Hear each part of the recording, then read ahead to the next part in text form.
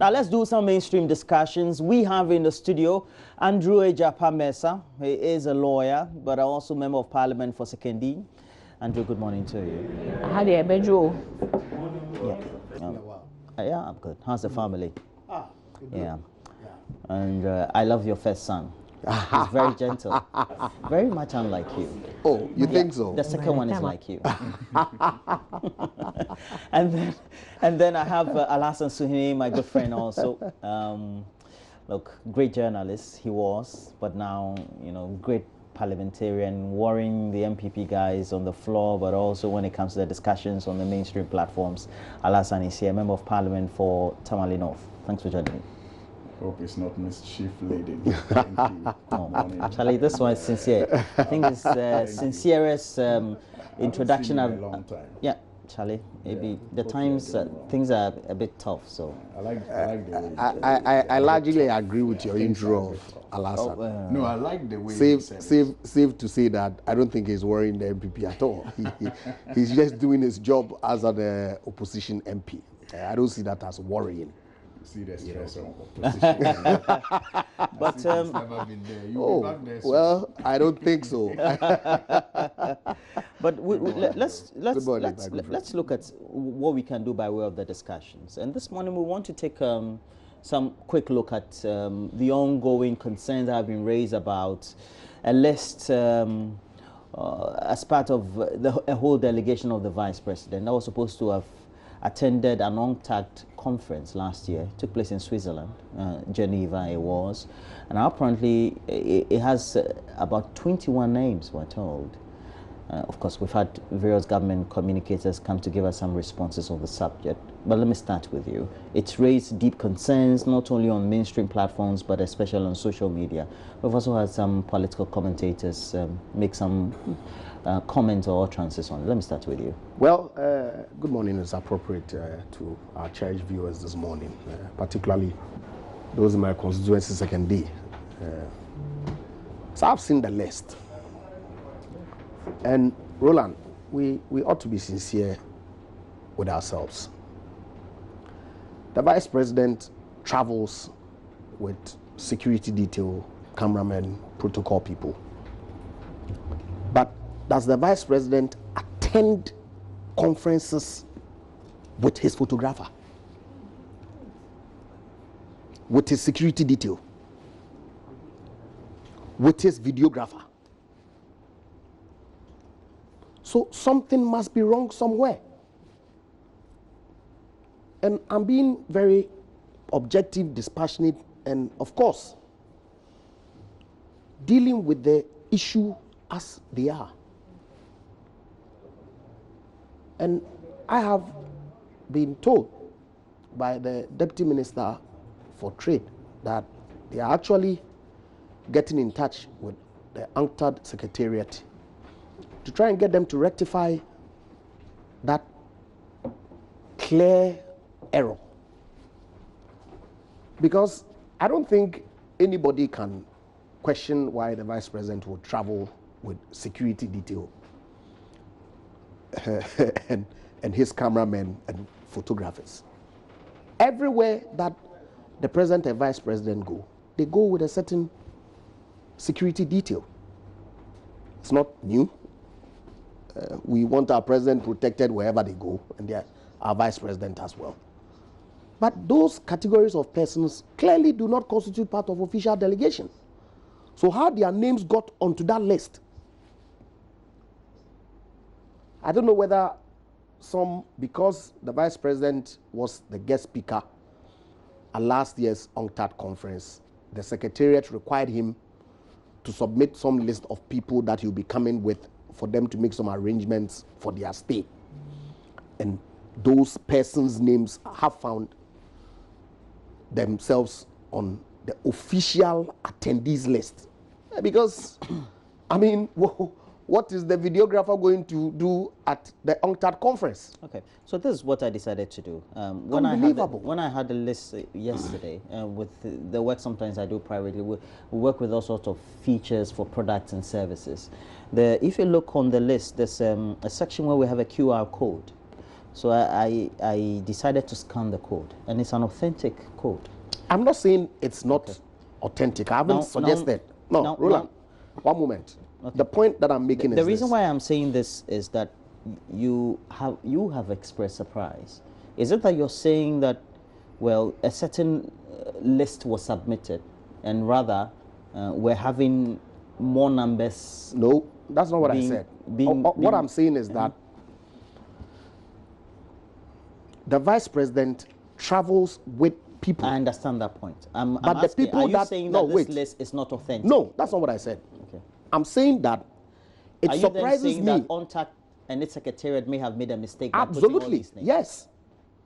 Okay. Because I fail to see how the president or the vice president photographer who travels with him from Accra to Geneva would be put on the UNCTAD official list as part of delegates attending the conference. That cannot be. By so saying, Mr. Jaffa, are you saying that it is possible that we had all these numbers going, but only having few officials attending the conference? Absolutely. Because unless, of course, you're telling me that all these people had seats with name tags at the UNCTAD conference, then we can say, hey, why take your photographer to attend Mr. Jaffa, UNCTAD conference? So, you see, Roland, one moment. That's why I said, if you heard me. Does it mean that usually we have official lists that are submitted of people, let's say 4 or 5, but behind that list, we have an entourage of other people who usually travel with officials? No, let's say the president, the vice president. Absolutely. The president travels with more to the UN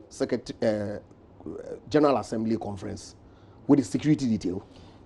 So it is possible. It is possible that that's why I said that. It is possible that then this list is rather giving us a vivid picture of what really happens. I don't have a problem in terms of using the taxpayers' money on spending on tickets and travel costs, etc., for an entourage of people who usually should not be in attendance. Well, if that's what you want to conclude, but I won't draw that conclusion. Like I said, I do not expect the vice president to travel You have without interacted security. with the deputy minister of Trade. Absolutely. What and he says how many people did he say attended the conference? It's himself, the deputy minister of Foreign Affairs, and then the 2 gentlemen, Dr. Boako and Amwaku Tufo, plus the officials at Ghana's mission in Geneva, the 3 of them. So that makes them about 7, 8? Absolutely. So why then did we need personnel or personalities like a photographer? But the vice president travels with a photographer. That's what I'm saying. Somebody who take video, somebody who takes still. Absolutely. We also had various economic advisors. The vice president is an economist. He's been a deputy governor of the Bank of Ghana. He's also the president chairman. Is a lawyer. Does he need an attorney general? No. He's also chairman of the economic management team of government. I know that as journalists we ought to raise issue, but when really there's none, I fail to see why we have to raise it, because the president is a lawyer. Does he need an attorney general? I'm asking a question that I pose on various platforms I'm on. So I'm just asking for the layperson. I don't have a problem. You're saying the question I'm raising is frivolous. Is that what you're saying? Are you saying my question is frivolous? But to suggest that the vice president is an economist and so he doesn't need an economic advisor, for me, it's problematic. He had 4. He had 4 economic advisors. Doesn't matter. The president needs 4 attorney generals? No. Is that what you're saying? If the equalization you want to do? The explanation for his economic advisors being part of the meeting was that they were on a separate trip. On their way back, they joined the vice president in Geneva and attended the meeting with him. What for? So, but you're telling us that the number of people who attended the meeting are just few. And none of them, you say, is numbering about 4 or having 4 economic advisors on the attendant list. So why do we have all these numbers then? You see, we can raise the issues any which way we want them, and people will provide the explanations. I have raised an issue regarding how photographer, protocol officer, and videographer are listed as official participants. Clearly, there's a problem. So you are faulting the UNCTAD Secretariat for this? That's why I indicated to you that the Deputy Minister of Trade, who was part of the delegation, has indicated that government has contacted our mission in Geneva to contact the UNCTAD Secretariat to resolve this anomaly, because that's what it is. And I'm then concluding, it means that we have more people usually on official travels. Absolutely. Why not? The president would travel with support staff, but they do not attend the meeting that the president attends. 19. The vice 20. president, please look at the categories of people. Okay, no, you have 4 economic advisors. Three of them. You don't need 4 economic advisors in Switzerland. But I've explained to you what it is that you have a valet. For. Do you know there's a valet on the list? You see, we can ridicule the numbers. The vice president, when he's traveling, and any senior official, particularly the first and second gentlemen of the land, travel with a host of complement of people. We know it. In times past, 250 people have traveled with the presidents to United Nations General Assembly. Yakubu Bawumia, he's the valet. Is he related to the vice president? I don't know. All right. Okay, and so let's deal with the issue. That is it the case that all these 19 people were supposed to have been listed on an UNCTAD official publication regarding the persons who attended the conference? Why not? Because they were not. What if this is the official list that was submitted by the government of Ghana delegation? I'm saying to you that the vice president in that particular year, 2017, was invited to be the guest of honor at the meeting. And so it is entirely possible that in the protocol arrangements, UNCTAD would have asked him that, what is the number of people, your team that are coming here, so we make appropriate arrangements for them. And so the entirety of all the persons who are traveling with the vice president would have gone. Okay? But I'm saying that the fact that the vice president traveled with a photographer, for instance, doesn't make the photographer a participant at the meeting for his name. It's not only a photographer, you have video. I don't have a problem. You have photographers. Whatever. Of course, you have several cameras in your studio. Okay? Your officers are manning these It's not cameras. the same. They take different shots. You Absolutely. And the photographer and the videographer don't do different functions. That's a core business. Core business. No, so the videographer and the photographer don't perform different functions. So now you are concluding that there may have been a misnomer. Absolutely. Or a mistake. Absolutely. Not on the part of the government of Ghana. Not at all. By UNCTAD. That is the point. Secretariat. Yes. The UN agency. How is that possible to you? But that's why I've indicated to you. Look, Roland, I wasn't there. I can only relate to you information has been relayed by participants at the program. And I'm indicating to you that the Deputy Minister of Trade, who was there, has said that government is engaging the mission in Geneva to contact UNCTAD to resolve this matter. So okay? Unless, of course, you want to tell me that UNCTAD gave all 19 persons seats at the conference. Because I've attended conferences before. We travel, parliamentarians, the speaker and all, they travel, they go with clerks. Are the clerks participants at the meetings or conferences that the MPs attend? Are they?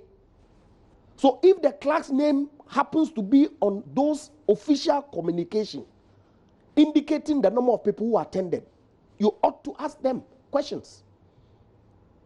Okay, let's not drag the issue. Of course, people may question, why does the vice president travel with all these complement of people? Explanations should be provided.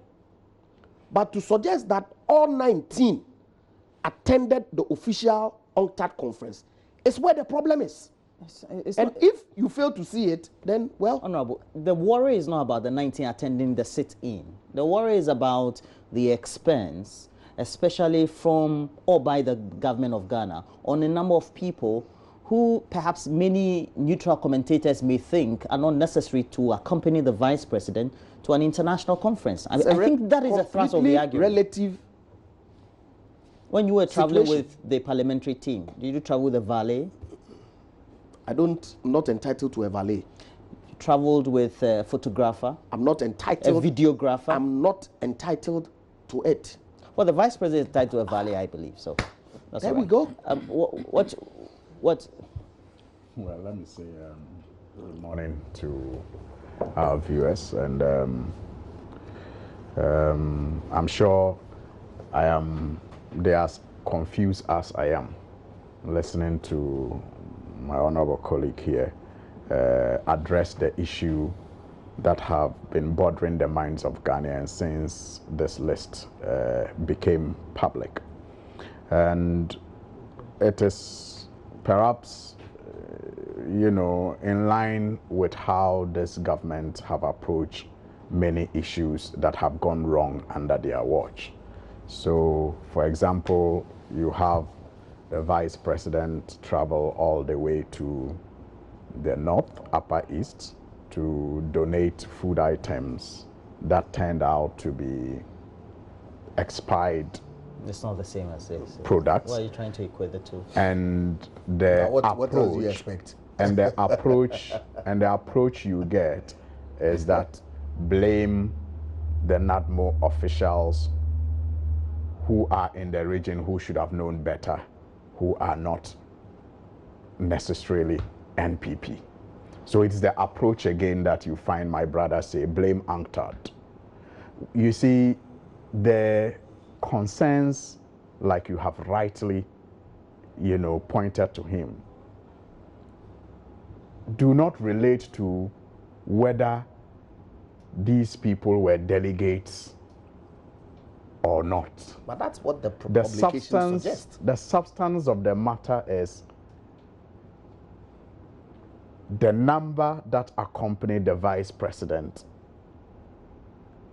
is huge and is a drain on the taxpayer. Bottom line. Those are the concerns people have raised. As to whether they went there as delegates, they went there as observers, they went there to massage the vice president's feet or to powder his face, and their names should not have been put on the official list. It's not the concern of Ghanaians. Our concern is that, was it necessary for the vice president to travel with such a huge number of people to the UNCTAD? Especially given that you have other countries that are better placed than ours, like Germany, like China, like Nigeria, going to that same conference with not more than 3 people. China, I think, had the highest of 4. I think his argument was that these are backroom people who should not have been on the official attendee list. What I am saying is that if you look at the list that has been published, Nigeria had a delegation of 1, single one. And Ghana had... That's the attendant. That's... The point is that how do you... attending the...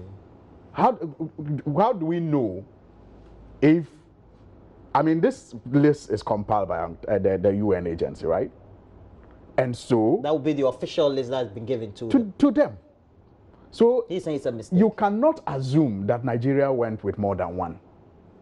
You can't make that assumption. If Nigeria went with more than 1 like we did, their names would have been on the list as published by the UN agency.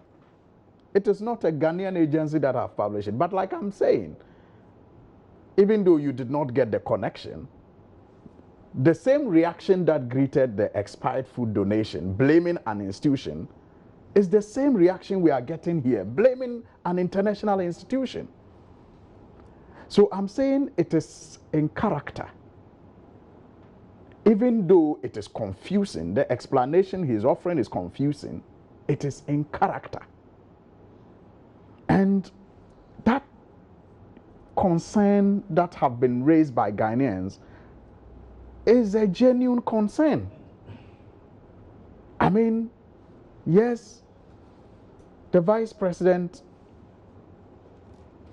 You ask if he is related to a certain Bawumia on the list. Of course he is. And why are you surprised? This is a classical government of friends and family, and it's written all over in every department, every institution. You have the relatives of the president, the finance minister, and the vice president everywhere in government. And of course, the valet is related to Dr. Bawumia. And he attends this program with a valet and 4 economic advisors. Is the vice president entitled to a valet? A valet is somebody who takes care of his clothing and something. As a vice president, is he not entitled to it? Roland, let's not cheapen this discussion. The people of Ghana were promised a better, representation at the level of the presidency. And this is not what they had in mind when they gave the MPP the chance. So let's not try to rationalize things that are simply irrational. The point is that it is unacceptable. The explanations that are coming forth do not make sense. And the government should just concede that, look, we goofed. And if you even look at the level of people who attended this conference, you will even ask yourself why the vice president had to represent Ghana. The explanation I've heard is that he was the only one invited as vice president. That is not very convincing to me, because you are talking about one who was not even a year old in office. And of all the countries in Africa, what special expertise as vice president did he possess to be the only vice president in Africa to have been invited as a special guest of honor? So even that explanation, I think we have to interrogate. But it is possible that it's a rotational chairmanship. It is possible. So I'm saying we have to investigate. So it was Ghana's I am not saying, and the vice president attended. I am not saying it is impossible. I'm not saying it's impossible. Political about everything. I'm not saying it's impossible. We can go there, but equalization doesn't help this country. I am not saying it's impossible. I am saying that that explanation is not grounded, and so it will require some more what is the basis of your assertion that is not grounded? That because we hadn't been in office for a year, and so Ghana could not have been invited to chair the event, or what? As journalists, usually, sometimes we're asked also to go and cover international events, courtesy some of the government institutions and the ministries, etc. And we've also seen large numbers of people, perhaps may not have all been listed as attendees, but you could see that the security detail, they work in various sections of the presidency or perhaps at the ministerial level, etc. And sometimes the numbers also have swelled up in the past. So it's not unusual to see these number of or this number of people traveling with the vice president, is it? What is not unusual is not always acceptable. The fact that is not unusual does not make it acceptable. Do you get the point? Yes, I get your point. So you are saying that not unusual. So you're saying that because it was unusual in the past, and now it is also unusual, this one is less acceptable than the unusual in the past. I am not doing a comparison here. You are. No, and you are entitled to do that. What I'm saying is I'm asking that perhaps maybe it's a norm that has been continued. That's all I'm trying to. It's not. Oh, that's why I'm telling you that. We shouldn't get there. Continuous, the fact that something have happened over the period does not all of a sudden turn that thing into a right thing. What is right is right. It does not matter how often it is done. And what is wrong is wrong. It does not matter how much it is repeated. So the point has to be made that this is a large delegation. I don't know which other delegation you are comparing this to. What we know is that this is a large delegation. Until we can find another basis of comparison. And even in that comparison, it only gives a good excuse, but it does not make it right. It only gives a good excuse, but it doesn't make it right. So I am saying that let's discuss this matter as a matter that many Ghanaians have expressed concern over in relation to how we even project ourselves to the international community. Can you imagine how China would have viewed our delegation, considering the fact that we want 2 billion from them and we are giving them all our bauxite? And this is the number of people. We're not giving China all our bauxite. Why do you and these are the number of people we are taking to a conference out without any proof, to a conference that they are attending with just about 5 people. Guys. No, what they are pointing out is that that's the official number of people who are attending the conference within the president of the conference. These will be the number of people seated. Why do you want to dabble in the unknown when the known is before you? You know the truth that potentially is what happened. Why do you want to dabble in the unknown? Political. When the known is before you. Distortion. The known is that we have discerning 21 viewers. people are on the list. The known is that they have published every country and the list of people that represented the country. Why do you want to make assumptions and proceed on those assumptions to make arguments that should be accepted? All right. I think it is unacceptable. But you see, Roland, the bigger picture, and that for me should concern all of us as Ghanaians, is the fact that in this country, we tend to see travel as an incentive, as a reward, as, what do you call it? We don't see it as a necessity at workplaces. People think that the opportunity to travel is some kind of reward. And so, even in institutions, when there is opportunity to travel outside the country, especially to work for the company, it is the concentration of the country. You're speaking from experience. No, I'm just talking in general. Roland, you see, let's not belittle this discussion. Let's not. That's what I'm saying. It is the bigger picture, and it should be the concern of all of us. Look, this place, Roland.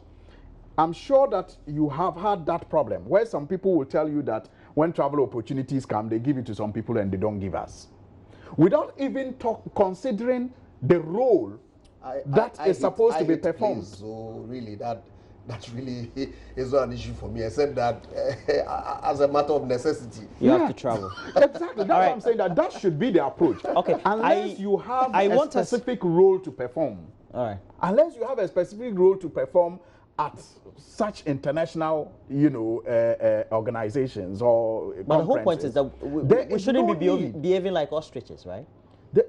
Roland, that is not. And you're saying that we shouldn't do comparison because it's been a norm, and once it's been a norm, I don't think you are getting my argument. All right. So maybe I want us to look at the issue of an extension of an extra time in office after perhaps somebody who's supposed to go on pension within the top hierarchy of the Ghana Police Service by the President of our Republic, of course, which is that right given to him by the law, and so he can exercise it as he deems fit, etc. But the concerns being raised by some top hierarchy or rank and file of the Ghana Police Service, and the concerns is raising, etc. But there's also this ongoing issue that has been raging on about customers of men's gold and their deposits or their investments, perhaps just being in the dark as to the way forward for them. They put together a press conference. That's the customers themselves. I want us to watch that insert, and then we'll come and make some few comments before we get on to the 1-year extension for a deputy IGP of the Ghana Police Service. Let's watch this. Men's Gold, after suspending the payments of dividends, citing attacks on its workers, announced a new proposal to pay all investors seeking to terminate their investments in 90 days from Tuesday, October 9. The new plan, detailed in a press release, was however unclear when exactly payments of customers' dividends would resume. The customers, calling themselves aggrieved traders of Men's Gold, have however rejected the company's offer. Convener for the group, Kenneth Nimo, says Men's Gold has not done enough in the last few weeks to convince them that it intends to pay them. We do not subscribe to the prolonged period of 90 days stated in Men's Gold's latest communication, as the company has not adhered to such timelines in the past period. We are even more concerned that this is nothing more but a time-buying strategy, as the company has in the past few days rebranded all its official vehicles, laid off staff, and is likely to vacate their offices in the coming weeks. Members of aggrieved traders of Men's Gold is therefore giving them 4 weeks per their stipulated time to pay 50% of the total value of gold traded to all customers and pay the rest of that remaining amount until the 90 days are due. They also blamed the Bank of Ghana and the Securities and Exchange Commission for acting in bad faith in the issuance of their directives. We cannot also conclude this statement without addressing the two regulatory bodies whose actions or inactions have landed investors in this mess. Yes. We state emphatically that the two bodies have not acted in good faith despite their claims of protecting the public and investors with money.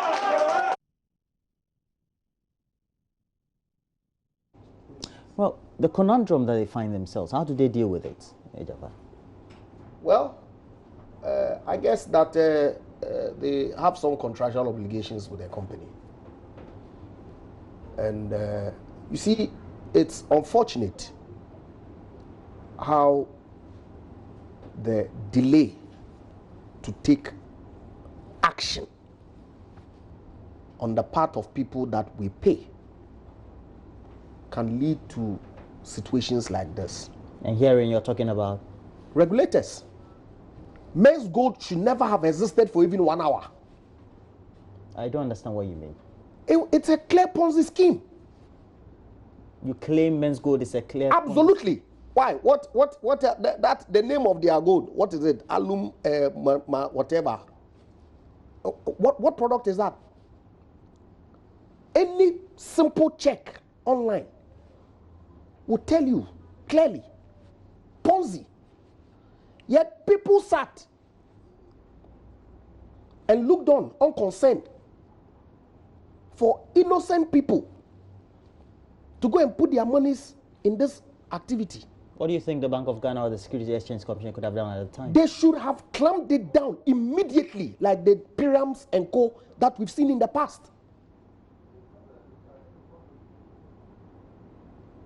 I pity the people who have their funds. In the eyes of the law, do they have any sort of redemption at all? Well, these are contracts.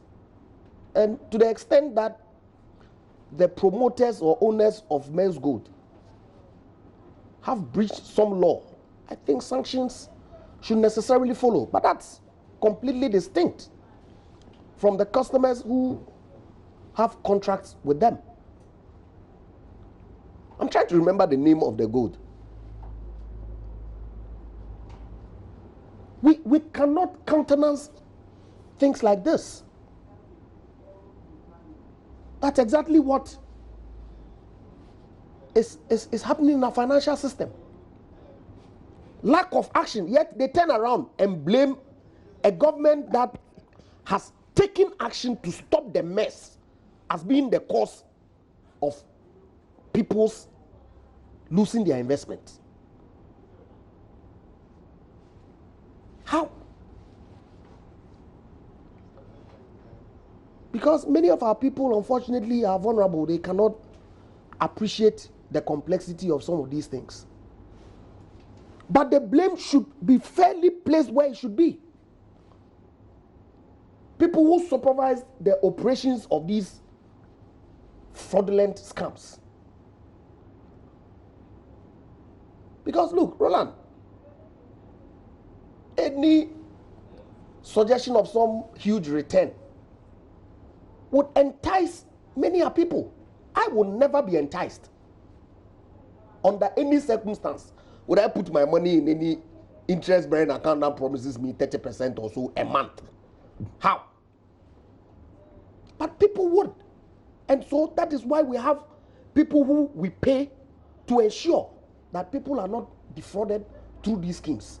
They sat unconcerned for whatever reason. Can they redeem their monies? If the monies are there. And if it's not there, how can the law perhaps...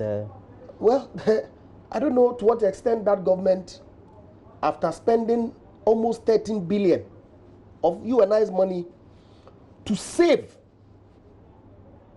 banks and depositors, when others are saying government has collapsed banks, we should be ashamed of ourselves. Let's speak the truth. It helps. And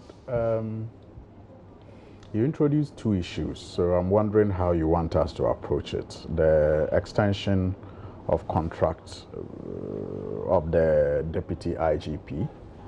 No. Let's speak to the men's gold issue, then we'll consider. Okay, so the men's gold issue. I am really getting worried about this government's approach to issues relating to the financial sector. I am really getting worried. The way the government is handling the financial sector will lead to a disaster that we will take a very long time to recover from. How do you mean? Recently, I saw Dr. Parkway Sindum and many like him taking it upon themselves to assure depositors that their funds are safe. Because, and I've heard experts criticize the Bank of Ghana's handling of this whole merger and consolidation of banks, which have led to panic withdrawals.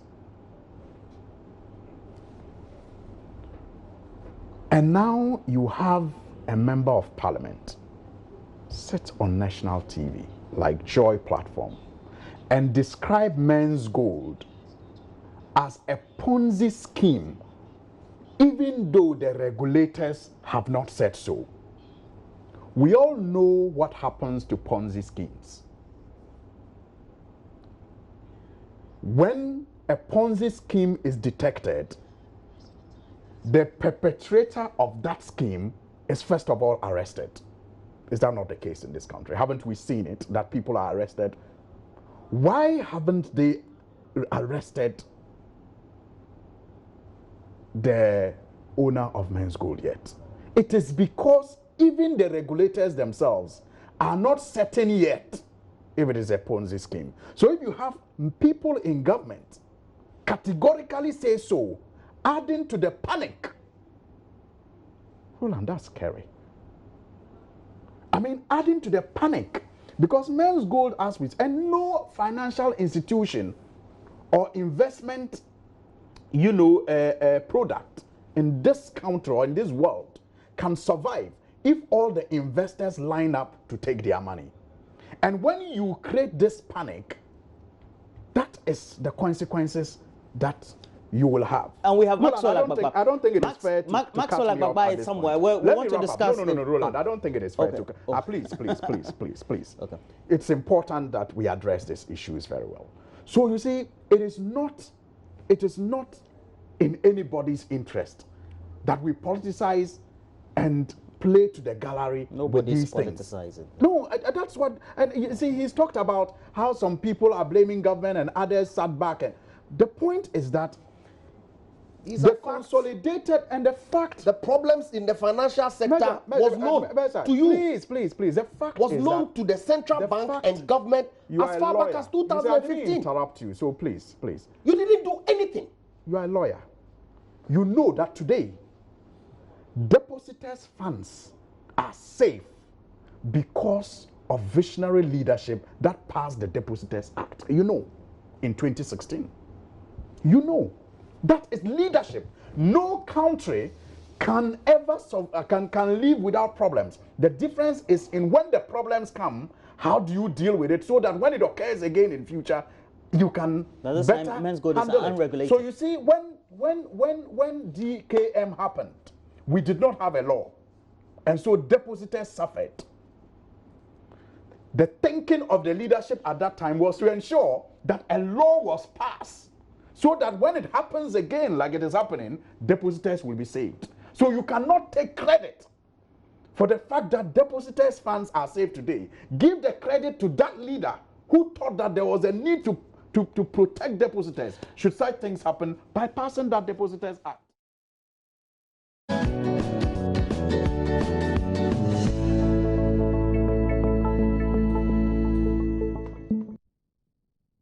The extension of 1 more year to a deputy IGP. Just let me have your I was word. just wrapping up on that. Oh, you haven't wrapped. You have wrapped. No, on the IGP, I started it and you said okay. So just wrap up on that. I think that James Opon Bueno. Yes, I think that one thing caught my attention, even in the decision to extend. What is normal? The contract. Government over the past. You know, few years ago. No, the letter that came out is not normal. You look at the letter and the heading is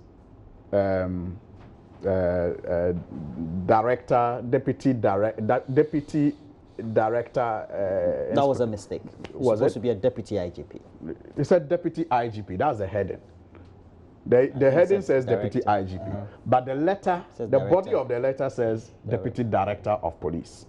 So I was wondering how one letter will communicate two positions to one person.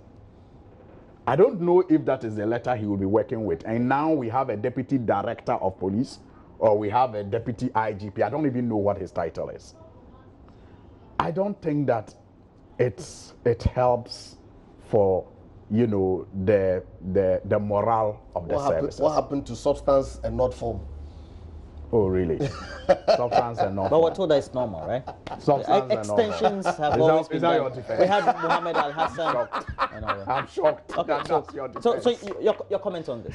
Well, it's like, we're told that it's creating some level of animosity and some concerns. Always been. It's always. I mean, this is not the first time that I've heard some grumbling in the background regarding extension of contract, because what it does is as it were, prevent or delay progression. Yes, of younger people. But I guess that within the wisdom of His Excellency the President, it was important to, you know, essentially to retain some level of experience in the police sector to extend the contract of the deputy IGP by 1 year. So I'll encourage my friends in the Ghana Police Service that I guess that going forward, we should work towards, you know, letting people who are within the age limit occupy such positions. But sometimes it's important that we respect the decision of the people who are mandated to oversee the implementation of these things. Do you think it has to be reverted? The president can pull the letter back and say he was misled. No. The president hasn't said anywhere that he was misled. I mean, he has said that. On the background, can they impress on the gentleman not to take the offer? Well, I don't know to what extent that can happen. Of course, you know, some pecs will come with the position that he may not necessarily wish to relinquish. But like I said, it's historical. It's always been the trend. And I guess that we need to increasingly move away from that so that, you know, the younger ones can also be given an opportunity to occupy such positions. Andrew Japamesa, Member of Parliament for Sekendi, Al Hassan Suhini, Member of Parliament for Tamale. The danger is with the politicization of the service, because what I am picking up is that all the commissioners that could have taken this post are suspected to be politically incorrect. And that's terrible. That's not good. You mean the INDC? For our service? Yes, I agree. Politically incorrect. I agree. And you see, Roland. No, I agree. It's not right. And that we're over politicizing the Ghana Police Service. No, it's the individuals themselves. All right, we have to move. We have a conversation on career. Stay above politicking so they don't get tagged. We have a conversation on making career choices and how you make those choices, and whether you're in a dilemma, finding yourself in a certain position as to which option for you. So please make sure you stay tuned with us. We have more conversation on that subject up next. When you think they associate with you, you don't have a problem.